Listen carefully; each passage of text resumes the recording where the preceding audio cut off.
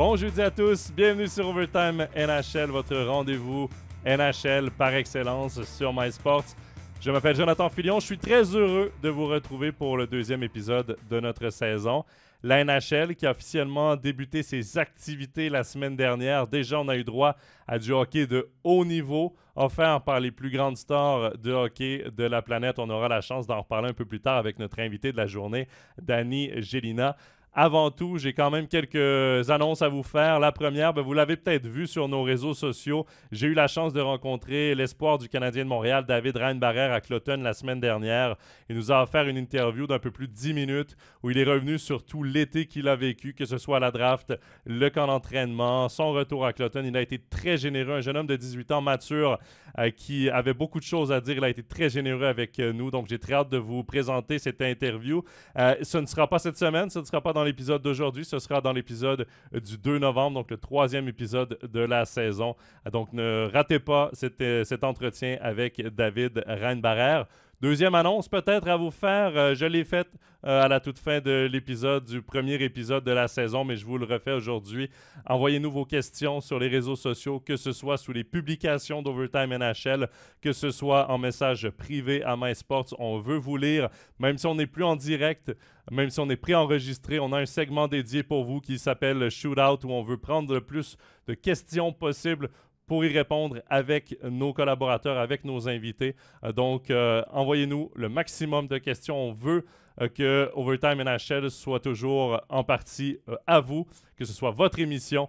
Donc, n'hésitez pas à nous envoyer vos différentes questions. Je vous rappelle également qu'Overtime NHL, fidèle à ses habitudes, sera disponible sur toutes nos plateformes dans la journée, que ce soit Facebook, YouTube, Spotify, Apple Podcast ou SoundCloud. Et nouveauté de la saison, 20h, rediffusion sur MySports 1 les jeudis. Donc, vous avez toutes les plateformes à votre disposition pour ne rien rater de notre rendez-vous NHL par excellence sur MySports. Sans plus attendre, on va passer à notre premier segment de la journée Hop Suisse pour faire le tour de l'actualité des joueurs suisses en NHL. Et du même coup, on va accueillir notre invité de la journée qu'on retrouve pour une troisième saison, c'est Dani Gélina.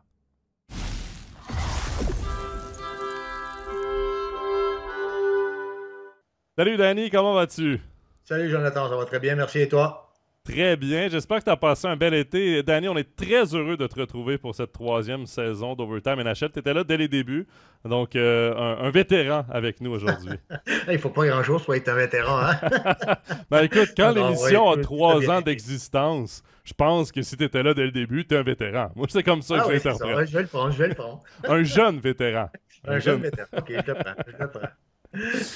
Dani, segment Hop Suisse avec toi. Donc, on fait le tour de l'actualité des joueurs suisses. On préenregistre l'émission mardi, donc ce sera diffusé évidemment jeudi.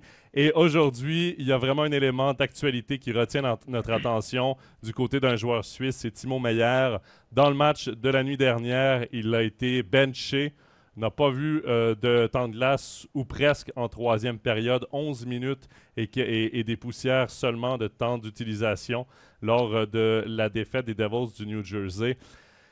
Dani, est-ce que le conte de fées est déjà fini entre les Devils du New Jersey et Timo Meier? Est-ce que les responsabilités, est-ce qu'on peut lire ça comme étant des responsabilités lourdes pour Timo Meier et il devra rapidement donner satisfaction à son entraîneur?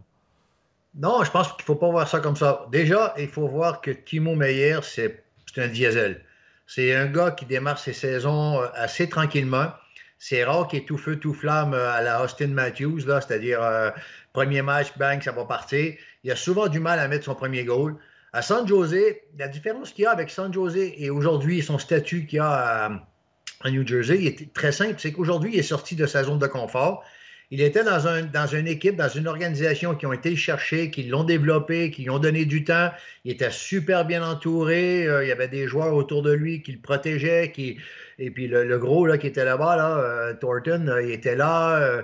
Je veux dire, il y avait des gars pour l'amener et le protéger. Et personne ne pouvait trop le toucher. Mais même, je me demande même si l'organisation était capable de faire quelque chose contre lui. Parce que c'est plutôt ses mentors qui parlaient pour lui. Alors, ça lui donnait quand même une zone de sécurité qui n'était pas indéniable et ça explique quand même son développement. Ensuite, il change, il arrive à New Jersey. Il n'arrive pas seulement à New Jersey en changeant d'équipe, il arrive avec un contrat faramineux. Un statut. Ça change ton statut, ça.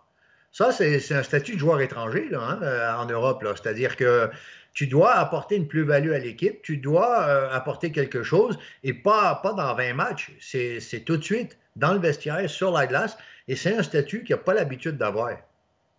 C'est pas une critique, c'est pas quelque chose de négatif sur lui, c'est juste que c'est quelque chose aujourd'hui qui ne fait pas partie de son sac à dos dans le développement. Il a toujours été protégé, et aujourd'hui, il est à l'air libre, il prend tous les vents, et puis à un moment donné, ben, il faut apprendre à jouer avec les vents, hein, ça s'apprend tout ça, puis il ne l'a jamais appris. Et là, aujourd'hui, il apprend ça avec 8 millions dans les poches, et c'est pas facile. Tout le monde attend tout de suite un retour sur investissement, et puis c'est pas quelqu'un qui le rend immédiatement. Par contre, on va faire les comptes un peu plus tard, et je suis sûr qu'il va les rendre. Parce que c'est pas parce qu'aujourd'hui, il y a un contrat faramineux qu'il ne sait plus jouer au hockey.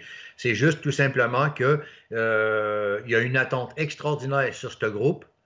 Pas juste sur lui, parce qu'on parle de lui, mais Nico Hischier, il n'a pas un point non plus. Hein? OK? Et du coup, Nico Hischier, lui, il est dans sa zone de confort. Il est dans son club, il est capitaine. On a travaillé avec lui. On ne va pas parler de la même façon de Nico Hischier que de Timo Meier. Timo Meier, aujourd'hui, je le répète, c'est un joueur étranger en Europe. C'est-à-dire, on est allé chercher un joueur pour amener une plus-value importante à l'équipe. C'est pour ça que c'est compliqué. C'est très intéressant ce que tu dis, parce que c'est un sniper, ça va rester un sniper, Timo Meier. Il va rester un des meilleurs buteurs de la Ligue nationale. C'est d'ailleurs pourquoi il a ce plus gros... C'est le joueur le mieux payé des Devils du New Jersey. Quand on regarde ses statistiques, 4 tirs au but seulement d'enregistrer dans ses 3 premiers matchs. Il y a une pression qui vient avec ça, mais je pense aussi, parce que les Devils du New Jersey, c'est pas catastrophique comme début de saison. Là. Après 3 matchs, une victoire, une défaite en prolongation, / shootout. Là. Je ne me trompe pas, ils sont abonnés au 4-3. Hein? Oui, ils sont abonnés au 4-3. Mais justement, tu l'as dit, il y a des vétérans comme Nico Hischier qui mettent du temps là, à trouver leur jeu. Nico Hischier, l'avantage, c'est qu'il est tellement responsable dans son jeu que même si il ne met pas des points au tableau, il est capable d'avoir une utilité à son équipe. Timo Meier, s'il ne met pas de points au tableau, son utilité, elle n'est pas là. Les 8,8 millions ne sont pas justifiables. Mais est-ce que tu penses peut-être que l'entraîneur Lindy Ruff a voulu passer un message envers certains de ses vétérans, et parce qu'il l'a dit en conférence de presse, si vous ne me donnez pas ce que j'ai besoin, il va y avoir des conséquences. Et le premier exemple, ça a été le plus haut salarié de l'équipe, Timo Meier.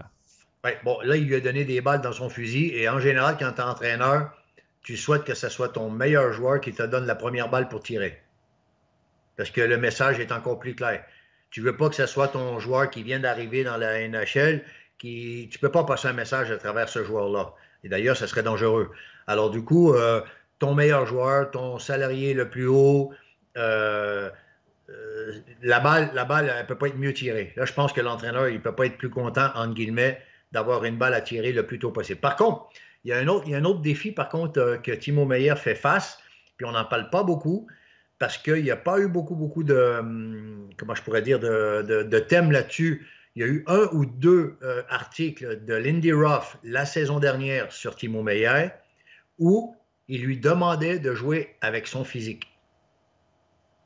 Il n'avait pas besoin de faire à San Jose. Non, exactement. Et il faudrait que je les retrouve, ces 2-3 articles-là. Et il disait que c'est rare d'avoir un joueur capable de jouer avec ses mains, d'être capable de mettre des buts, mais être capable d'avoir un impact physique. Et il doit avoir un impact physique sur l'adversaire. Alors, tu ne peux pas, si jamais l'entraîneur lui demande ça, il est peut-être aussi en train de se chercher en disant, finalement, est-ce que je suis un sniper? Est-ce que je suis un forechecker? Est-ce que je suis un body checker? Je suis quoi exactement là? Et sur la ligne dans laquelle j'évolue, c'est quoi mon rôle? Si je suis toujours le premier sur l'échec avant, je ne peux pas être celui qui va être devant le but. Hein?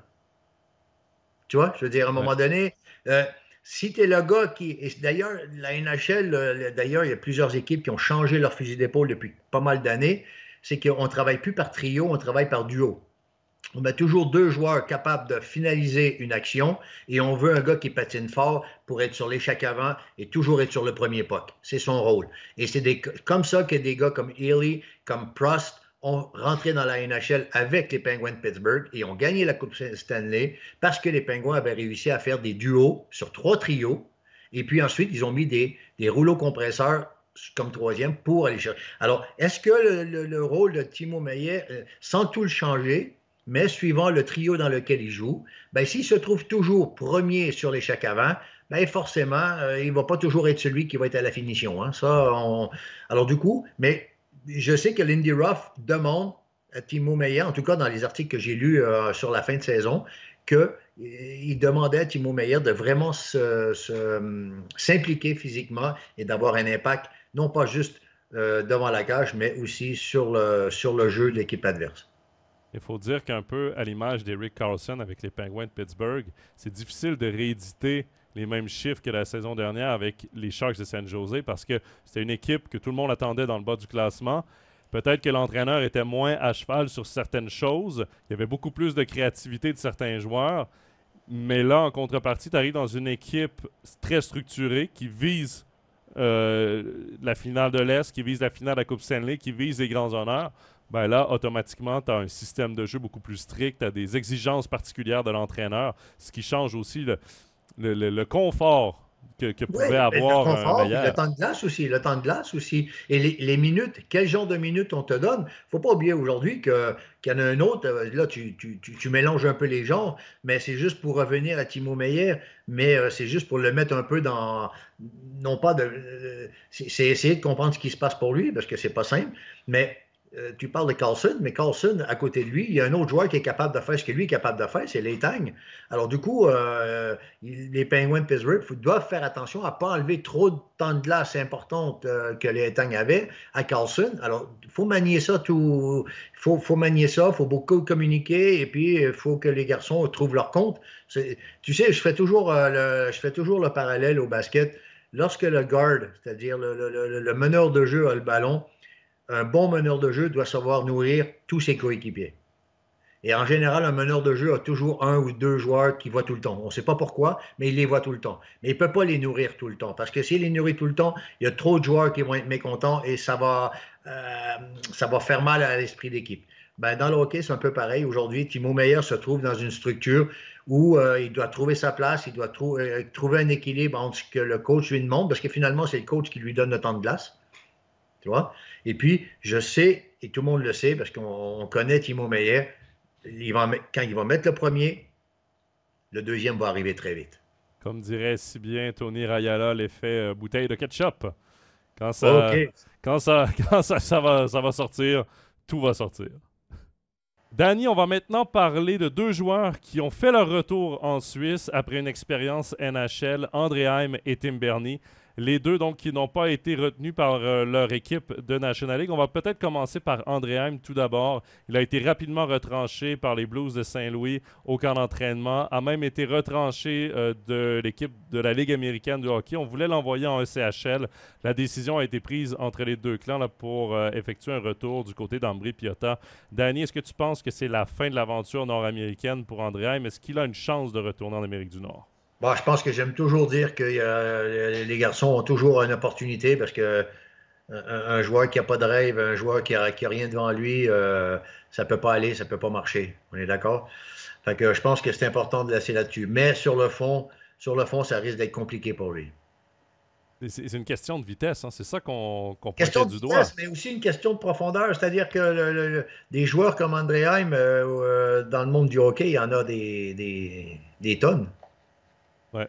Quand tu vas aller jouer à NHL, la question, c'est quelle plus-value tu peux amener que les autres n'ont pas. Qu'est-ce que tu as que les autres n'ont pas? C'est là que tu fais la différence. Il y a tellement de joueurs qui veulent aller. C'est une grosse ligue. C'est compliqué de performer là-bas. Puis après ça, il y a de la politique. Après ça, il y a du salary cap. Après, c'est pas comme l'Europe. Hein. L'Europe, je dirais, tu as un couloir. Mais en NHL, tu as plusieurs couloirs, puis quand il y en a 3 sur 4 qui marchent, même si le quatrième ne fonctionne pas, tu peux te retrouver très loin, quoi. Un autre joueur qui a fait son retour en Suisse, c'est Ouais. Tim Berni. Tim Berni, ses droits appartiennent toujours aux Blue Jackets de Columbus. Il était joueur autonome avec compensation, puisqu'il est encore très jeune. Les Blue Jackets lui ont soumis une offre de contrat plus tôt cet été, offre qu'il a refusée. Il s'est présenté tout de même au camp d'entraînement des Blue Jackets. Le club de l'Ohio aux États-Unis a décidé de le retrancher et de ne pas lui soumettre d'offres de contrat pour cette saison. Quand on regarde les Blue Jackets de Columbus, on fait plusieurs acquisitions cet été, niveau défenseur. Damon Severson, Ivan Provorov, Jake Bean. Il y a également David Jiricek, un haut choix de repêchage de Columbus qui a fait son entrée dans la Ligue nationale après une année en AHL. Et Rick Godbranson également qui s'est joint à l'équipe, qui a de l'expérience en NHL. Est-ce que tu penses que c'est un peu cette congestion qui a fait que les Blue Jackets ne sentaient pas l'urgence de signer un Tim Berni et qui ne voyaient pas de côté négatif à le laisser retourner en Europe? Oui, mais écoute, je pense que le cas Tim Berni est assez clair. C'est-à-dire que si l'organisation a dans son fonctionnement qu'un jeune doit, dans un premier temps, si ce n'est pas un superstar capable d'évoluer tout de suite en NHL, d'aller faire ses classes en AHL. OK. Si c'est ça, leur truc, et que Berni dit non, moi, tant qu'à jouer en AHL, je préfère aller jouer en National League en Suisse, ben, il sort un peu du développement de l'organisation. C'est lui qui l'a décidé finalement, ce n'est pas les Blue Jackets. Après, on n'est pas dans les papiers, on ne sait pas ce que les Blue Jackets, mais moi j'estime que je pense que les Blue Jackets ont certainement donné un contrat à 2 volets, c'est-à-dire, hein, ça c'est clair, c'est évident, et c'est pour ça qu'il a refusé, et il a choisi le 3e volet, c'est-à-dire de venir jouer et continuer son développement, selon lui, en National League, ce qui n'est pas un mauvais choix, hein, ce qui n'est pas un mauvais choix. Il va, suivant le développement qu'il va avoir, comment on va le coacher, qu'est-ce qu'il va faire à côté, parce qu'il va falloir quand même qu'il travaille à côté, il va falloir faire des choses. La seule chose, c'est que est-ce que les Blue Jackets vont continuer, et ça, on va avoir la réponse relativement vite, est-ce qu'ils vont continuer à le suivre? Parce qu'on va voir des gens des Blue Jackets européens venir voir ces matchs. S'il est pris en équipe suisse, c'est à la pause. Je ne sais pas s'il va accepter, mais admettons qu'il est pris en équipe suisse. Est-ce que les Blue Jackets vont se déplacer pour le voir jouer? Et là, on va avoir une réponse tout de suite, c'est que oui, on est intéressé. Et si on ne voit personne, eh ben, c'est qu'il n'y aura rien qui va se passer pour lui. Oui, parce que, évidemment, lui, il l'a déjà dit, son but est de retourner en Amérique du Nord, de retourner en NHL. Le passage par Genève, ben, évidemment, il va avoir beaucoup de temps de glace avec Genève Servette. C'est une bonne équipe, une équipe compétitive. Et honnêtement, le développement entre la Ligue américaine, entre la Suisse, pour moi, ça s'équivaut un peu parce qu'il joue avec du hockey professionnel quand même. Beaucoup de responsabilités. En plus, ben, ses premiers matchs, il est jumelé avec Sami Vatanen qui a beaucoup d'expérience en NHL. Ça peut être formateur pour lui aussi. C'est pas complètement il y a terminé. Vatanen qui peut y apporter à manger. Qui peut être un œil pour lui à la NHL. Il y a Vinik qui peut être un... parce qu'on sait que Vinik est très, très respecté par la NHL. Et il y a Phil Poula.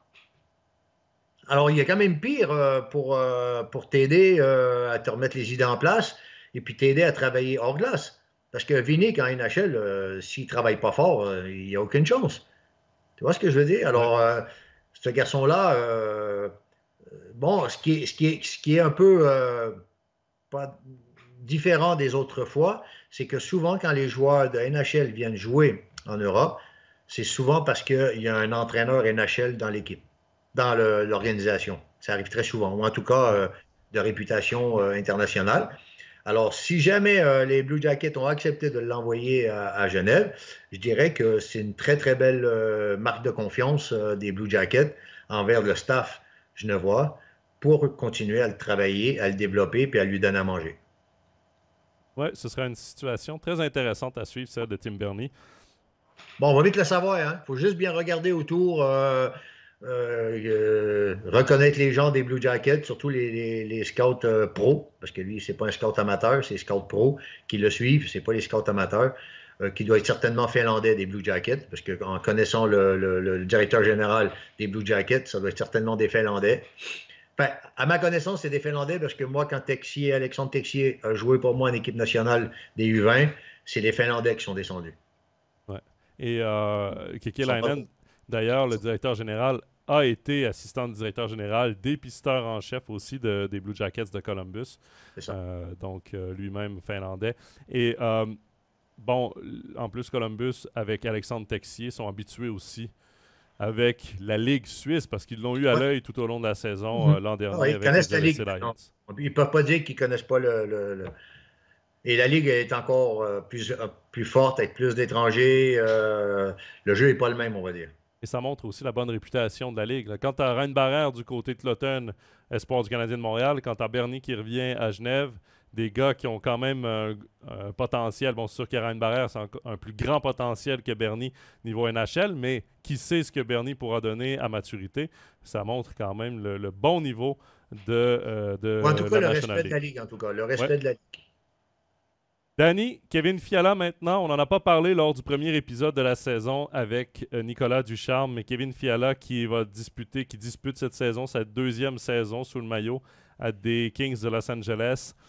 Il est aligné avec un nouveau joueur de centre cette année, Pierre-Luc Dubois. Les Kings de Los Angeles qui ont bougé cet été pour aller chercher probablement le joueur le plus en vue sur le marché des transactions qui était Pierre-Luc Dubois. Les Kings de Los Angeles, là, quand on regarde la ligne de centre, c'est André Kopitar, Pierre-Luc Dubois et Philippe Danault. Kevin Fiala, comme ailier, là, je pense qu'il doit aimer son choix d'avoir signé à long terme avec les Kings de Los Angeles parce que peu importe on le met avec qui dans cette ligne de centre, c'est des centres élites de la Ligue nationale. Oui, complètement.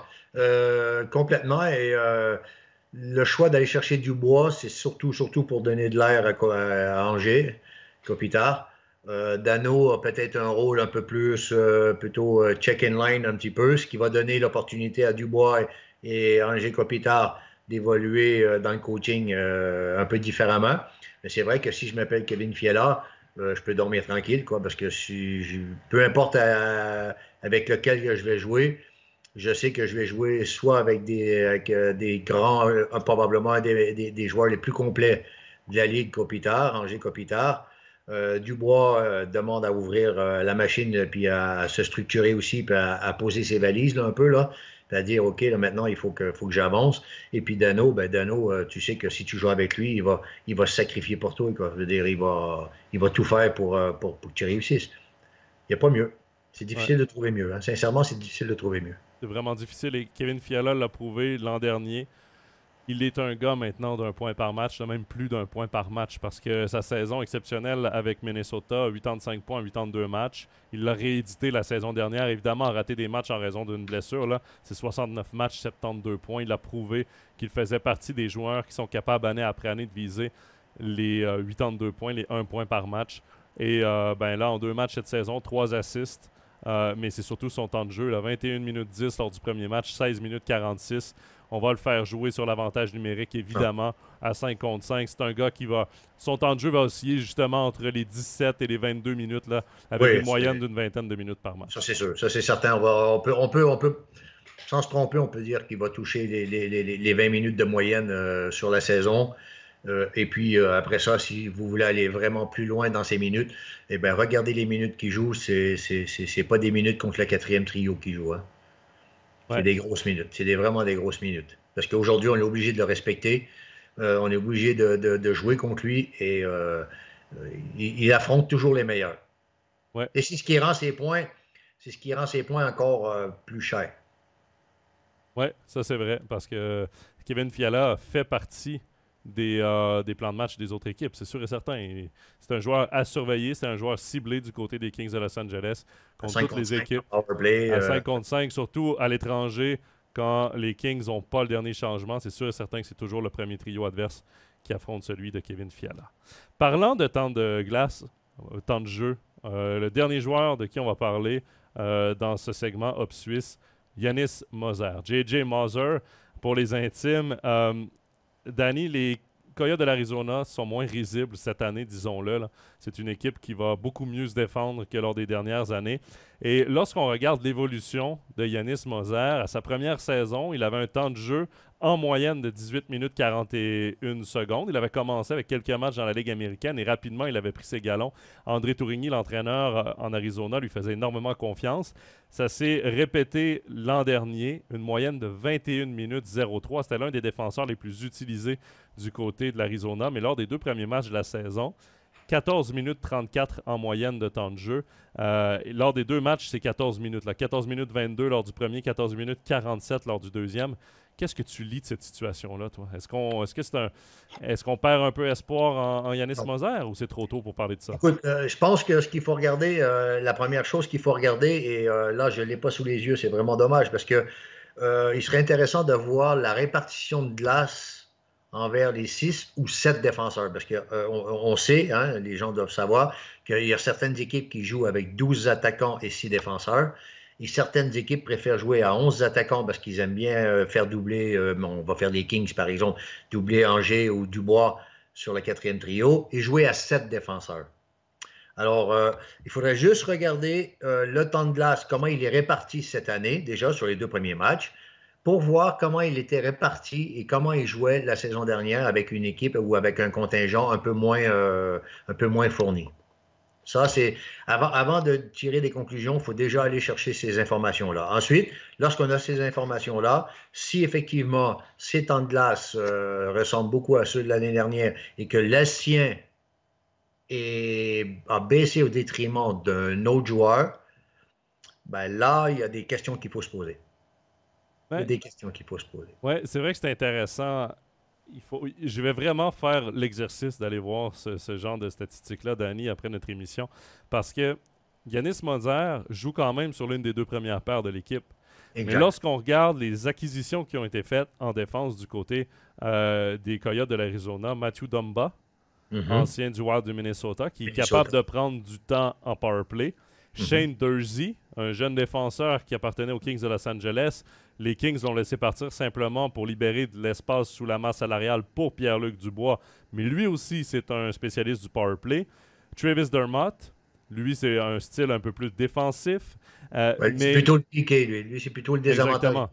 Mais là, tu as quand même 3 défenseurs, 2 à haut potentiel offensif, 2 également avec beaucoup d'expérience en Dermott et Dumba. Peut-être que justement, ça enlève certaines responsabilités, peut-être du temps de power play à Yannis Moser, et ça pourrait expliquer un peu cette chute drastique de temps de glace.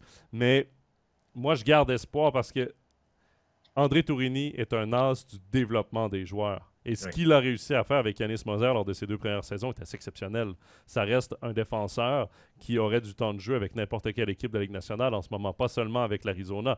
Et au début, quand il est rentré, on se disait « Ouais, ben c'est l'Arizona, c'est normal qu'il joue. » C'était un peu notre mentalité de « C'est une équipe qui n'a pas de profondeur en défense, ben ils font jouer Yannis Moser pour se développer, mais le niveau de progression qu'il a eu est assez impressionnant dans les dernières années. » Non, je pense qu'il ne faut pas enlever à Yannis Moser son jeu et probablement sa place en NHL. Ça, et que ce soit en Arizona où il pourrait faire plaisir en ce moment à la défense des Oilers d'Edmonton, hein, t'inquiète pas. Alors, je veux dire, mais aujourd'hui, dans une équipe qui est fournie, est-ce que c'est le joueur essentiel en avantage numérique? Pas sûr. Pour moi, Yannis Moser, aujourd'hui, j'en ferais un bon chef de file en défense. Un bon numéro 2, numéro 3, pas forcément, en tout cas dans un top 4. Dans un top 4, NHL, il faut déjà y aller, OK? Dans un top 4, et puis avec un rôle déjà prédominant à 5 contre 5, capable d'amener des minutes en avantage numérique, capable d'amener des minutes en désavantage numérique et capable de jouer contre les meilleurs. Ouais. Alors, quand tu as déjà un défenseur capable de jouer des grosses minutes contre les gros joueurs, je pense que tu as déjà gagné pas mal de temps. Et puis, quand tu commences à vaciller dans les 16, 17, 18 minutes, quand tu commences à toucher les 16 minutes à 5 contre 5, tu as déjà fait un gros match. Hein? Ouais. Et après, il faut analyser, de savoir si Arizona, comment ils tournent, et puis comment leur match a tourné aussi. Parce que s'il y a eu beaucoup d'avantages numériques, par exemple, leur avantage, si pour l'instant Moser n'est pas calculé dans l'avantage numérique, ben forcément, c'est 3, 4, 5 minutes de moins. Ça va vite, hein? Ça va vite. Hein? Ouais. Et je voulais absolument en parler de Yannis Moser. Évidemment, la saison est jeune. Hein.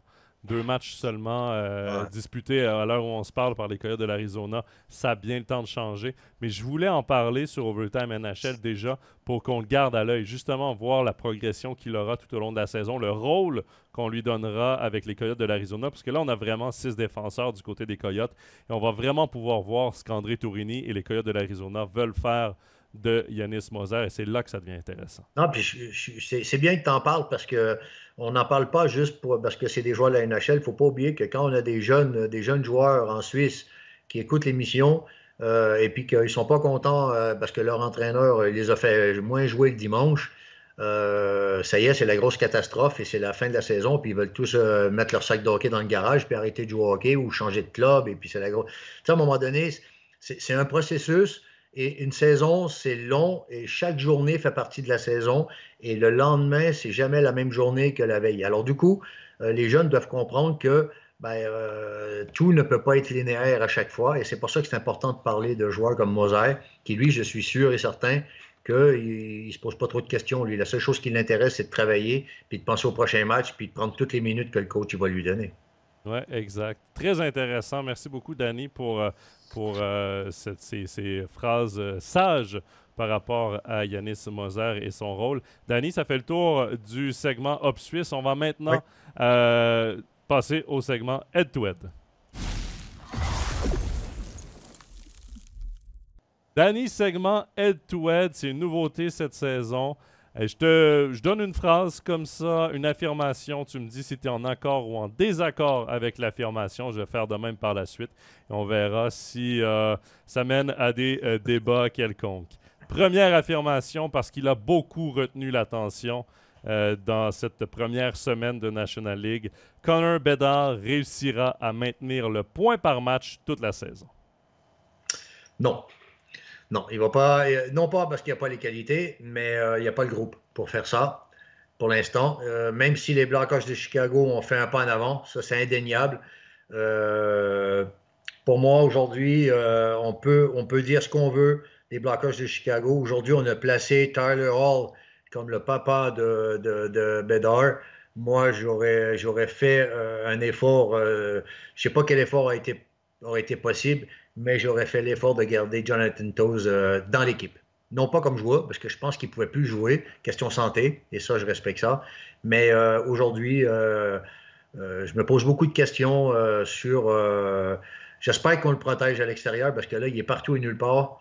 Lui, dans 2 semaines, il va être crevé, lui, parce que il parle autant qu'il joue. Par contre, c'est un sacré joueur de hockey. Hein. Là, on est tous d'accord et on ne va pas se battre.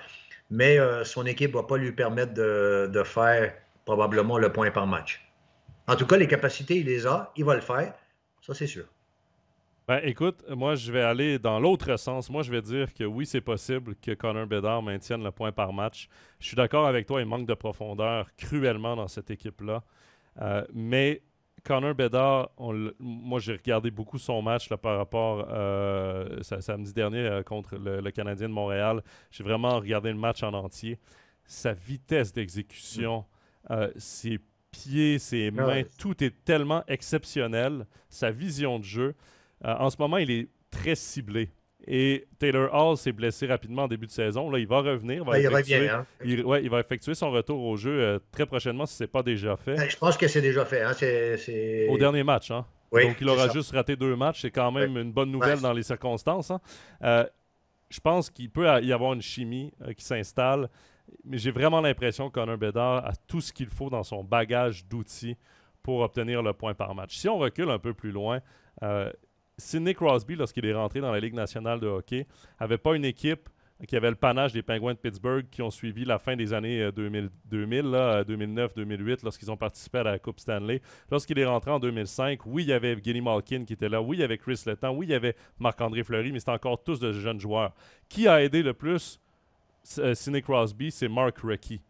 C'est le joueur qu'on avait amené du côté des Penguins de Pittsburgh. Du côté des Blackhawks de Chicago, on a décidé d'amener Taylor Hall pour l'aspect offensif, mais pour aider le jeune homme, Nick Foligno et Corey Perry. Et ça, je pense que ces deux gars-là vont avoir encore plus d'importance que Taylor Hall sur Connor Bedard. Et c'est là où je me dis, quand il va débloquer, là, je pense que ça va être le Bedard show. Là, je suis d'accord avec toi sur les deux derniers que tu viens de dire. Ça, c'est sûr et certain, et je suis d'accord. Par contre, pourquoi je suis un peu réticent par rapport à ça? Tout simplement parce qu'avec le temps, les Blackhawks de Chicago, le pourcentage, ça va être du 30 septembre. C'est-à-dire 30% offensif, 30%, soit 70% défensif sur chaque match. Ça va être difficile pour les Blackhawks d'avoir la rondelle et de capitaliser à chaque fois. Et du coup, à un moment donné, ben, tu peux pas. C'est sur la durée que je parle, hein. C'est pas Ouais. parce que ce qu'on a vu sur la première semaine, c'est incroyable. Ouais, c'est trop beau, quoi. Je veux dire, ça me fait penser à Connor McDavid quand il est arrivé aux Oilers. Il n'avait pas une belle équipe non plus, mais il arrivait quand même à faire 100 points avec une équipe qui ne fait pas les playoffs. Ouais. Hein? Est-ce que tu trouves qu'on met peut-être, parce que la Ligue nationale, évidemment, veut faire un gros coup de marketing, un gros coup de pub avec Mhm. Connor Bedard, est-ce que tu trouves que même la Ligue en met un peu trop sur les épaules d'un jeune joueur comme ça? Écoute, tu sais ce qui me dérange? C'est qu'on ne sait même pas c'est qui le numéro 2. Ouais, Et là, on a la preuve que quand on parle à quelqu'un qui vient de gagner la médaille d'argent puis lui demander s'il est content, ben, pourquoi il n'est pas content? C'est parce qu'on se souvient toujours du numéro 1, mais jamais du numéro 2, jamais du numéro 3. Et là, on parle tellement de Bédard qu'à un moment donné, si tu demandes fais une rétrospective, demande aux gens, sans qu'ils regardent vite fait, c'est qui le numéro 2, ils vont dire, attends, c'est qui le numéro 2? Dieu, c'est qui? On se souvient même plus. On s'en souvient plus. Il n'y a ouais. que le numéro 1 qui compte. C'est vrai Et que ça, je trouve que c'est mauvais parce que la NHL a prouvé ces dernières années que tu pouvais même être recruté, et on en a parlé ensemble un jour, qu'on pouvait même être recruté sur la quatrième ronde et faire la NHL. ouais. Et là, aujourd'hui, on revient dans nos travers d'il y a 20 ans. Mario Lemieux, Sidney Crosby, Ovechkin, le numéro 1 rentre et le reste, hop, merci, au revoir. Ouais, c'est vrai que c'est dommage. C'est Adam Fantilli, le deuxième, et on a Oui, vu son tour du recrue, des recrues là, au premier warm-up. C'est pratiquement tout ce qu'on a vu de c'est lui. tout, hein? C'est tout. Moi j'ai rien vu de particulier, rien. Ouais. Et je suis certain qu'il y a d'autres recrues, que ce soit 20e, 40e, 100e, qui font du très, très, très, très bon travail. Mais c'est pas vendeur comme Connor Bedard. Là, on fait du merchandising à outrance. Ouais. Par contre, moi, je dois le dire, le premier face-off contre Sidney Crosby, je Ah, trouvais ça, c'est vraiment. trop. Là, C'était ils l'ont. beau et ça avait vraiment l'air du gars qui passe le flambeau à l'autre. Non, Je trouve mais. beaucoup plus que Connor McDavid. Il n'y a pas eu ce. Quand Connor McDavid est arrivé, il n'y a pas eu ce Non. Crosby passation de. Non, mais attends.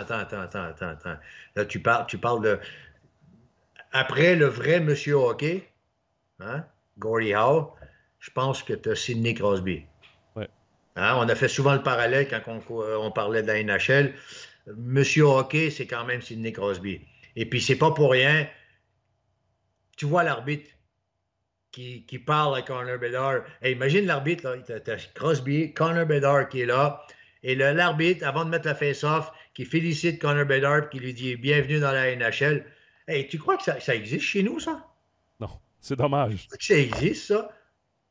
Non, mais tu vois, c'est des petits détails, des petites choses qui fait que ça doit devenir important pour un jeune de venir jouer dans la National League ou dans n'importe quelle ligue, peu importe laquelle que tu veux. C'est important. Et là, tu vois qu'ils ont le tour. Les gars, ils sont capables de parler. Hey, kid, let's go. Great game. Après ça, tu as Connor Bedard qui parle à l'arbitre. Il dit, hey, tu crois que je vais en gagner un face-off à soir? Là? J'ai pas gagné un face-off contre Crosby. L'arbitre, il dit, oui, il est fort, hein, il est compliqué. Tu vois, je dis, c'est Ouais. quoi ça? Le gars, il a du fun à jouer au hockey. Il est en NHL, puis il parle à l'arbitre des face-offs. Come on. C'est vrai que c'est rafraîchissant tout ça. C'est vrai Ben, que c'est ça me rafraîchissant. fait plaisir. Puis, encore une fois, je reviens toujours aux histoires de gamins, les jeunes. Les gars ont la chance de gagner leur vie en jouant. Ouais, Pas en travaillant, en jouant. c'est une énorme chance. C'est une énorme chance. Tabarouette. Hey, une chance, tu dis? Danny, deuxième affirmation, parce Oui, que tu es vas-y, en train de parler de explique-moi. jeunes. Tu es en train de OK. parler de jeunes. Les Hurricanes de la Caroline doivent absolument régler leurs problèmes de club-école. Obligé. Obligé. Obligé. La NHL aujourd'hui ne peut pas se passer du développement. Les Hurricanes, pour moi, c'est une équipe qui était en plein développement depuis plusieurs années avec Brind'Amour comme coach. Il apporte beaucoup de. Il a apporté énormément de choses. Mais là, aujourd'hui, je ne sais pas. J'ai essayé de lire pas mal de choses. C'est surtout les Chicago Wolves là, qui n'étaient pas contents de la façon dont les Hurricanes Je pense que les Hurricanes voulaient avoir uniquement une équipe de développement. Et puis les Chicago Wolves, eux, voulaient avoir du développement, mais gagner. Et il y avait un conflit d'intérêt là-dedans, ça ne marchait pas. Et aujourd'hui, on se retrouve avec le fait que les Hurricanes ne sont pas affiliés à aucune équipe de AHL. Et attention, aucune équipe ECHL. Ouais. Aucune. C'est incroyable. Et Kansas City, si je ne me trompe pas, là, j'ai marqué, j'ai été surpris. C'est Kansas City qui est parti au Kraken. Ouais. ECHL, je parle, hein? D'accord? Alors, aujourd'hui, et d'ailleurs, cette semaine, les joueurs ont refusé d'aller jouer à ECHL. Hein? Les joueurs qui ont été coupés ont refusé d'aller jouer à ECHL. Ils doivent trouver des places dans des affiliations désordonnées. Attention aux déplacements. Ils ne peuvent pas les envoyer n'importe où. Tu vois? Et puis, les clubs de AHL ont des règlements. Ils doivent avoir 13 joueurs sur 18, si je ne me trompe pas, ayant joué moins de 260 matchs professionnels. Voilà. Alors, quand les clubs de AHL préparent leur équipe avec leur organisation, ils ne vont pas dire « Oh, on va garder une place. On n'est pas en licence B ici. Là. Tu vois, ce n'est pas des licences B. Là. On ne va pas garder une place contre 150 000 francs à la fin de la saison. Non, là, c'est business. C'est business. Là. Alors, du coup, oui, ils sont dans... Alors, est-ce qu'ils vont prendre le taureau par les cornes et dire « OK, on va faire comme tout le monde. On va créer nos deux équipes, un peu comme Montréal a fait avec Laval et Trois-Rivières. Mm-hmm. Mais en tout cas, cette année, ils sont dans l'embarras, ils sont pas bien. Je prends le temps quand même de remercier Benjamin sur YouTube parce qu'il nous a posé aussi la question. Il voulait qu'on en parle de ce sujet-là. Il a très bien expliqué d'ailleurs la situation. Je vous invite à aller lire son commentaire. C'est sur le premier épisode d'Overtime NHL qu'il a laissé ce commentaire. C'est hyper intéressant. Moi, je trouve ça inacceptable en 2023. On parle d'une équipe de Ligue nationale de hockey qui soit à ce point reculé dans le temps de ne pas avoir sa propre équipe de AHL. Parce que les Chicago Wolves ont souvent changé d'appartenance à l'équipe de NHL. Je prends l'exemple des Bulldogs d'Hamilton, c'était le cas aussi. À une époque, ils étaient avec le Canadien de Montréal et les Oilers d'Edmonton. D'ailleurs, Marc-Antoine Pouliot avait joué avec cette équipe qui était affiliée aux deux équipes. Et le problème dans tout ça, c'est que tu n'as pas... comment je pourrais dire, tu peux pas gérer le développement de tes joueurs dans la Ligue américaine parce qu'en fait, il y a le directeur général de la Ligue américaine, normalement, est l'assistant directeur général de la Ligue nationale de hockey. Le coach, il est géré également par... Tout est lié. Alors que là, quand tu n'as pas une affiliation directe, quand c'est pas ton équipe, comme par exemple le Rocket de Laval, tu l'as très bien dit avec le Canadien de Montréal, tu peux pas gérer le développement de tes jeunes. Là, tu disperses tes jeunes un peu partout dans les équipes qui ont des trous, mais ces gars-là, s'ils appartiennent pas au club, ils ne seront pas sur le premier power play, ils ne seront pas mis en valeur, ils ne seront pas utilisés selon leurs forces. Et c'est une catastrophe pour le développement d'une équipe comme les Hurricanes de Caroline. Oui, d'une organisation aussi, hein, parce qu'aujourd'hui, il y a beaucoup d'équipes, d'organisations qui travaillent en simultané. Hein. Les Rockets ont travaillé avec les Canadiens de Montréal. Les Penguins de Pittsburgh travaillent avec leur équipe. Les Penguins de Wilkes-Barre. Oui. Les Red Wings de Détroit avec Grand Rapids travaillent toujours ensemble parce qu'ils veulent que le staff travaille ensemble, qu'ils vivent ensemble, qu'ils mangent ensemble, qu'ils développent le programme ensemble. Et ça permet à tout le monde de connaître tout le monde. Et puis, tu vois, ça crée une dynamique. Mais aujourd'hui, si tu as deux équipes dans la même équipe, tu vas inviter, toi, le staff des Oilers d'Edmonton dans ton staff? Non, mais Non, aujourd'hui, tu as raison. Et puis... l'auditeur aussi, celui qui a écrit, excuse-moi son prénom, il m'a échappé. Benjamin, excuse-moi.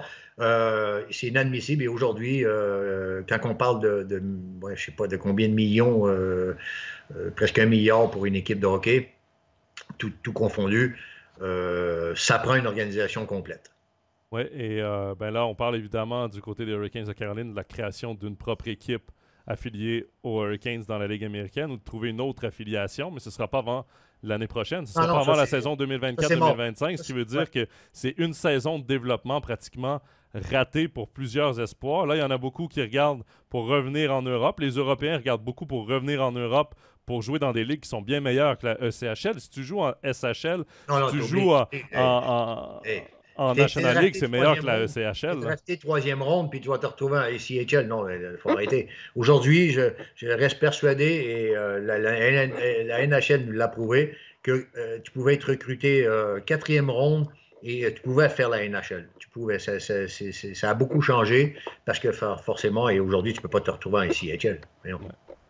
Danny, 3e affirmation. Après l'histoire Mike Babcock qu'on a vécu cet été avec les Blue Jackets de Columbus, la mode des coachs old school, je vais le dire comme ça, est révolue. Mike Babcock, pour ceux qui ne sont pas au courant, a demandé à ses joueurs de pouvoir regarder des photos sur leur téléphone pour mieux les connaître. C'est un peu l'explication qu'on a eue. Ça a dérangé les joueurs. C'est une méthode qu'il utilisait jadis avec d'autres équipes, que ce soit avec Toronto, que ce soit avec Détroit. Et ça a mal passé à l'association des joueurs. Finalement, il a remis sa démission après quelques jours, quelques semaines de pression. Mike Babcock, Daryl Sutter cet été également qui perd son boulot du côté de Calgary, Bruce Boudreau qui a perdu son job la saison dernière qu'on n'a pas revu en NHL. Il reste qui en NHL de ses coachs old school? John Tortorella, il est l'un des derniers. Est-ce que tu penses, Danny, qu'on va revoir ce groupe qui revenait toujours, qui avait toujours une 9e vie, là, comme les chats? Ah non, je pense qu'aujourd'hui, il y a un nouveau vent. Là. Il y a les anciens vont prendre des rôles probablement un peu différents parce qu'aujourd'hui, ces gens-là ne sont pas capables, enfin, ils ne sont pas capables, ils peuvent plus être capables, n'ont pas embarqué dans le mouvement du changement et le management a beaucoup changé. Beaucoup changé. Bon, la NHL, c'est très spécial quand même, il faut le savoir. J'ai eu la chance à une certaine époque de parler avec Danny Dubé. Je ne sais pas si ça te dit quelque chose. Ouais. Danny Dubé, lorsqu'il a quitté les Patriotes, il a été entraîneur en NHL et ça a été très vite. Mais j'ai eu la chance de le connaître parce qu'il a été entraîneur de l'équipe de France et du coup j'ai pu échanger avec lui et il m'a dit une chose qui m'a frappé, c'est que c'est très dur de faire du hockey en NHL. Si les joueurs veulent décider de jouer de telle et telle façon, ils vont jouer de telle et telle façon. C'est plutôt la gestion d'hommes qui est très important en NHL. Si tu as une équipe très jeune, c'est facile. Si tu as une équipe très expérimentée, c'est très dur. Très dur. Pour ceux qui ne le connaissent pas, Danny Dubé, c'est en ce moment l'analyste des matchs du Canadien à la radio, donc qui couvre le Canadien au Québec. C'est vraiment un analyste hors pair. C'est vraiment une tête de hockey incroyable. Oui. Il est entraîneur des Patriotes de Trois-Rivières, très jeune d'ailleurs, à 27 ans, je crois. Oui, les Patriotes qui jouent dans la Ligue universitaire au Canada. Écoute, moi, je pense qu'on est en 2023. J'ai de la difficulté à croire que cette mode des entraîneurs de recycler toujours les mêmes entraîneurs, j'ai de la difficulté à croire que c'est révolu, mais je le souhaite énormément.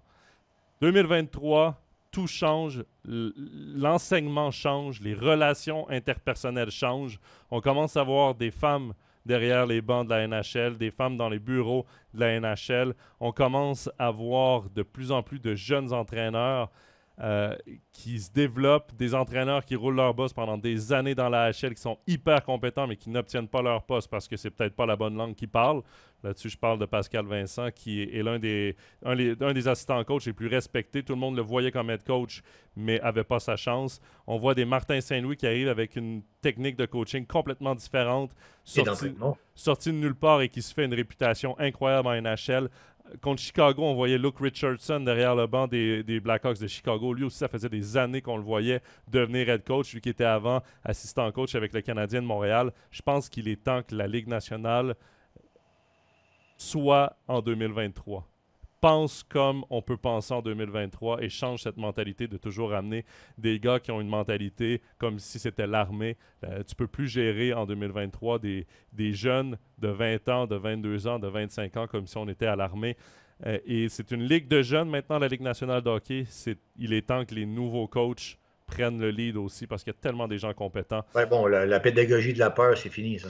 Oui, exact. Et des Mike Babcock, des John Tortorella, c'est encore ça. Des Daryl Sutter, c'est à la limite du manque de respect envers les joueurs, la façon dont il les traite. D'ailleurs, Daryl Sutter, la façon qu'il avait répondu aux journalistes par rapport à Jacob Pelletier, ça, c'était un manque de respect. Donc, de demander... Même au niveau de ses gardiens de but... Non, c'est pas des références. Ils ont fait leur temps, ils ont fait du bon boulot, ils ont fait le boulot qu'ils avaient à faire à l'époque. Ils étaient les bonnes personnes aux bonnes places à l'époque, mais ils n'ont pas suivi l'époque et puis ils ne pouvaient pas changer, on l'a bien vu. Par contre, je suis un peu moins, moi j'aime beaucoup Boudreau.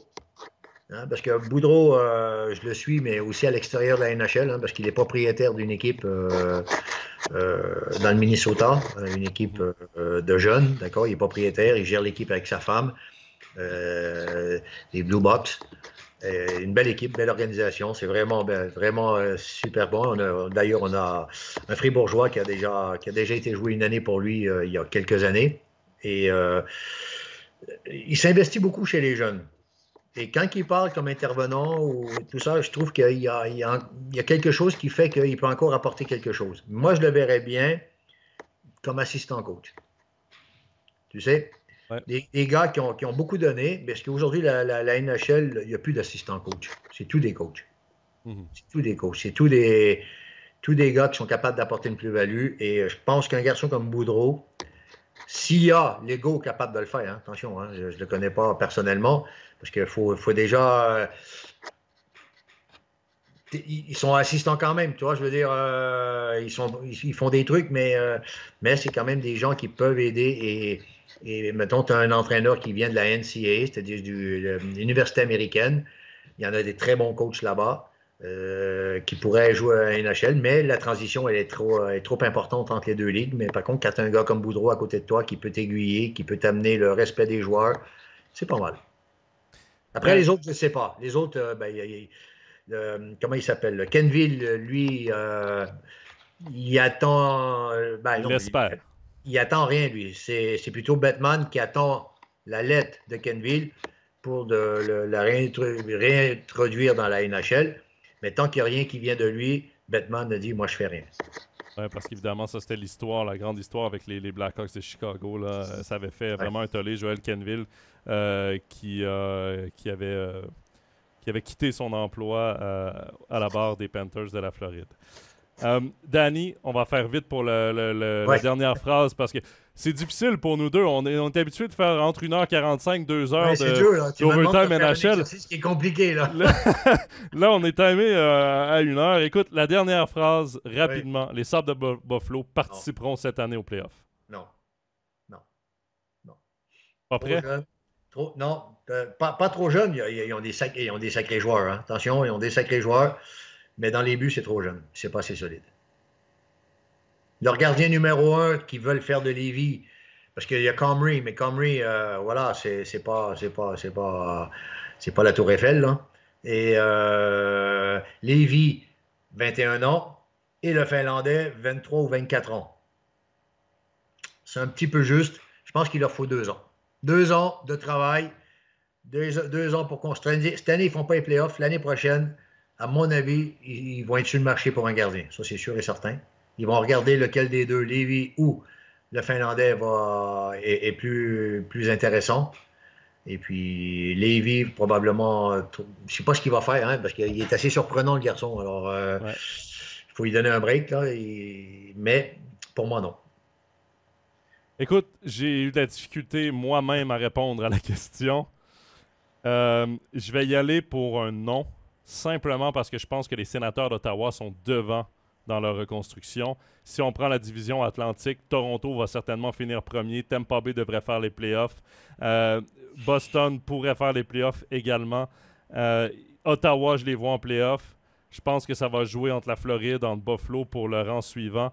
Et puis dans la métropolitaine, je vois 3 équipes assurées, peut-être même les Islanders de New York, peut-être même les Penguins de Pittsburgh. Donc je pense que ça va être compliqué pour les Sabres de Buffalo, mais tu l'as très bien dit, 1 an ou 2. Cette équipe-là, en plus, mise maintenant sur des défenseurs signés à long terme, Rasmus Dahlin et Owen Power.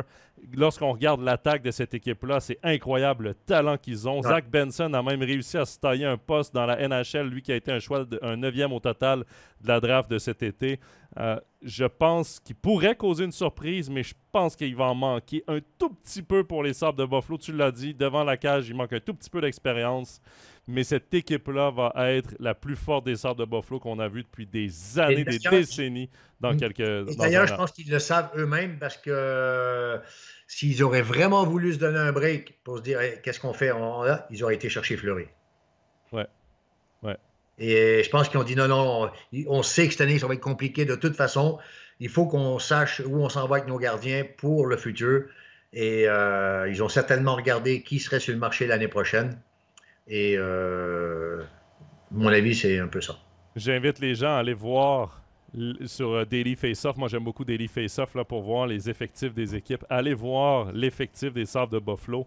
Et dites-vous seulement, il y a énormément de talent, énormément de profondeur dans cette équipe-là. Et dites-vous que Matthew Savoie, un choix de première ronde, un haut choix de première ronde des Sabres de Buffalo, et Jack Quinn, un autre haut choix de première ronde des Sabres de Buffalo, deux très bons joueurs offensifs, sont blessés en ce moment, ils ne sont pas dans l'effectif. Donc imaginez quand ces deux-là vont rentrer à quel point il va y avoir du punch. Dans 1 an ou 2, ça va être une des équipes les plus spectaculaires de la Ligue nationale. Danny Gélina, merci beaucoup pour cette présence à Overtime NHL. On est très heureux de te retrouver. Et bon, déjà après une semaine de NHL, moi j'ai été surpris du niveau déjà de la Ligue. C'est fou à quel point des camps d'entraînement où chaque joueur a peur de perdre son poste fait que lorsque tu commences le premier puck drop de la saison, tout le monde est prêt. Et le niveau, là, il n'y a pas de « Ah, on attend une semaine, c'est le début de la saison ». L'exécution est là, la vitesse de jeu, c'est impressionnant. Faut pas oublier, tu l'as dit tout à l'heure, la NHL est devenue une ligue beaucoup plus jeune. Aujourd'hui, les jeunes patinent 12 mois sur 12. Ouais. Il n'y a pas de secret. Il n'y a pas de secret et le fait d'avoir un salary cap fait que chaque joueur doit vraiment arriver au camp prêt. Plus comme avant. Avant, les vétérans disaient moi, mi-septembre, dans un mois et demi, je vais être bien, mais tranquille. Tu vois. Et certaines équipes commençaient un peu en 2 à l'heure puis ils finissaient fort. Là, non. Tout le monde est au plancher. Là. Ouais, et ça donne un sacré bon spectacle. Danny, merci encore. Puis on va te retrouver dans les prochains épisodes, éventuellement dans la saison d'Overtime NHL, avec un grand plaisir. Avec plaisir, merci. Ciao.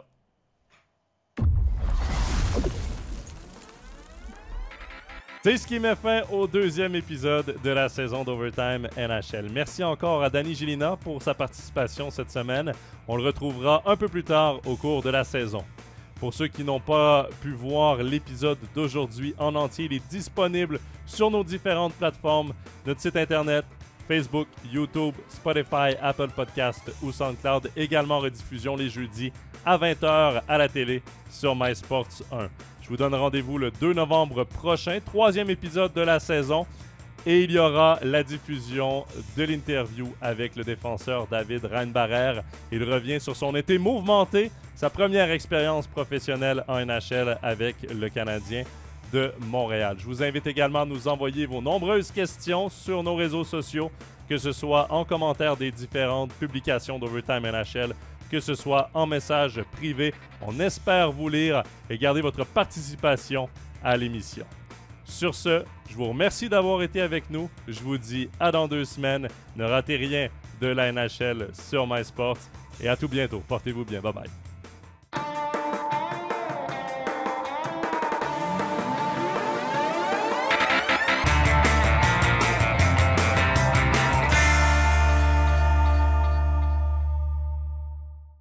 Tous les matchs de National League, les ligues internationales et les meilleurs documentaires sur toutes les plateformes. Abonne-toi. MySports, c'est le hockey.